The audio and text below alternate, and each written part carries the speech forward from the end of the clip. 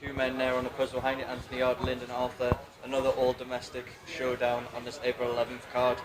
Cracking fight. Talk to me about the making of it and what we can expect as well. Another seek and destroy fight. It is another seek and destroy it. Well, it's a great fight, great domestic bout. They're both in the WBO rankings, and I believe the winner of this will get himself into the position where he's going to be the number one to this box-off that's taking place in the light heavyweight division. Both guys have displayed significant power during their professional careers so far. Quite similar to the main event away. Do you see any other way this can be anything other than a top fight, a fan-friendly fight as well? Look, they've got massive. I think they've had 36 fights. Is it 36 fights between them, and 29 knockouts. So you know you're going to get excitement. They don't come to look at each other, these guys. They come to throw the bombs, and it's going to be a fantastic fight. I think the fans are going to be in for a real treat with a pair of them. They're entertaining fighters, the both of them. Hi Frank, what is the idea behind Anthony Yard coming down to fight a domestic type of fight? I mean, from the Kovalev fight. Well, it's not domestic. You know, Lyndon's got a world ranking. So if he was fighting somebody who's also had a world ranking from abroad, that's what it'd be. He's fighting a guy who's British, adds a bit more spice to it, who also has a world ranking. So it's a great fight, and he's undefeated. Was he 18-0 now, I think, or something like 16-0? Sorry. So these guys have got. They're made for each other. They're made to fight each other. Would you have rather of them gone different routes and fought somebody else? I mean, you're two young up-and-coming guns fighting each other. Well, they are. You're right what you're saying, but you know, it's a funny thing. You make fights, and then people say, "Why are you putting them together?" You don't make them. They say, "Why they're not fighting each other?" We're making the fights happen. They're not frightened to step up. They're stepping up to the plate.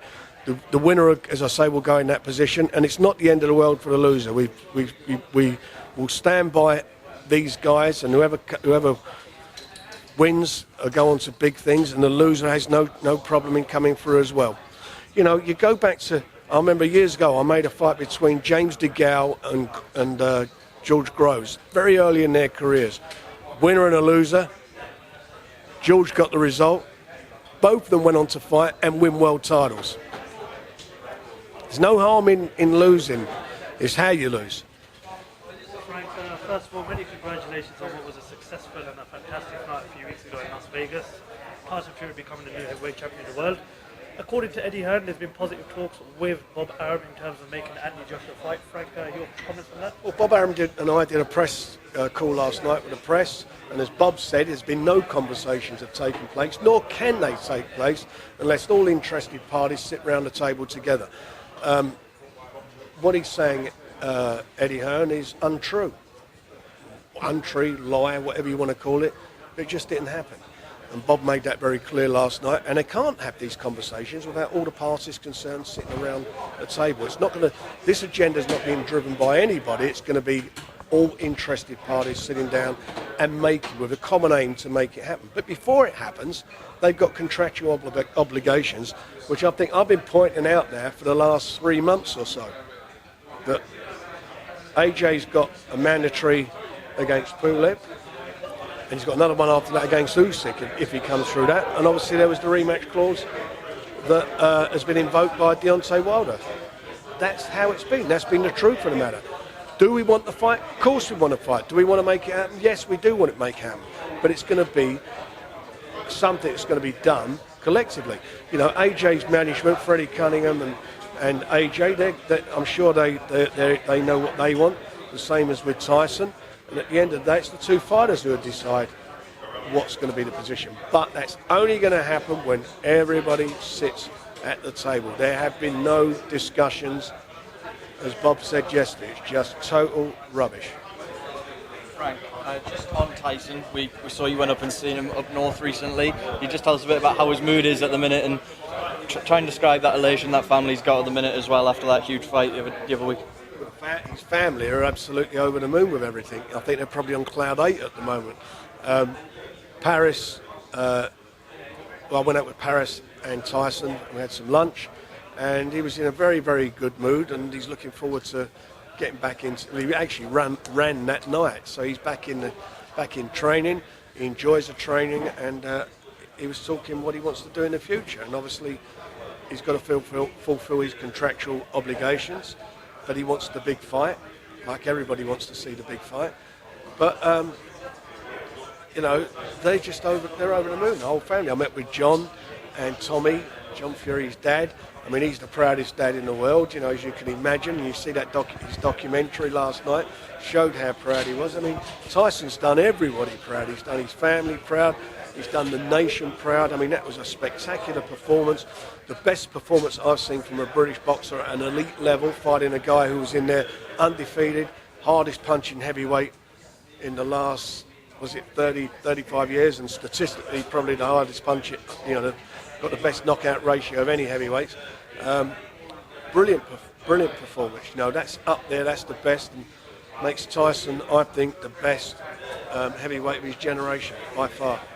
Frank, you mentioned the documentary there, the final sort of episode aired last night, and it seemed that from the response he's finally got that adulation from the whole nation now. How happy are you to see that he's finally getting that respect from the whole country? The whole country seems to be getting behind him. Tyson Fury is an 11-year overnight sensation. That's what's happened. And everybody now sees and understands, you know, and knows where he comes from. He's worn his heart on his sleeve. He's been very, very genuine and honest where he's at and the problems that he's had and how he's overcome them. And more importantly, where he wants to be and where he wants to go. It doesn't get any better than that. He deserves all the accolades he gets. He's been getting, and more. It's funny, like he's back in. When he was back up in, when I was up here in Morecambe, he's very happy there. He seems. It's not like he's out there jumping on the bandwagon even of it all. He's been very sort of quiet and laid back, but enjoying his moment, and quite rightly so. That's how it should be. He's a credit to boxing, to sport, British sport, and a credit to his country what he's done. Frank, finally from me, what do you make of the whole glove tampering allegations, costumes? The list goes on and on. Break it down for me, please. It goes on and on. Somebody told me that Deontay wound up in hospital last week when he tried a Canada Goose jacket on. I don't know how true that was. But the bottom line of it is the gloves is just the most stupid, ridiculous situation. In a dressing room, there is a representative from each camp. There's the representative from the commissions there. They watch the hands being wrapped. They watch the gloves being put on, the thumbs in the glove. I mean, it's just beyond stupid.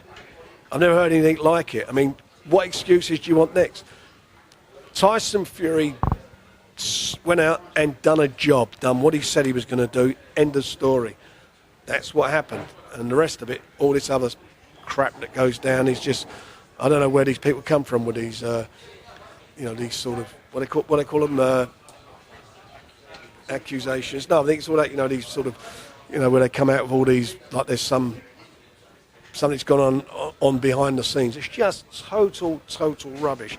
You see fighters take their gloves off, how tight it is, how they're taped up. What are you supposed to do, pull your hand out the glove? What did he do with his thumb? Do you know what? I don't even know why I'm wasting my breath even answering a stupid allegation like that. It's pathetic.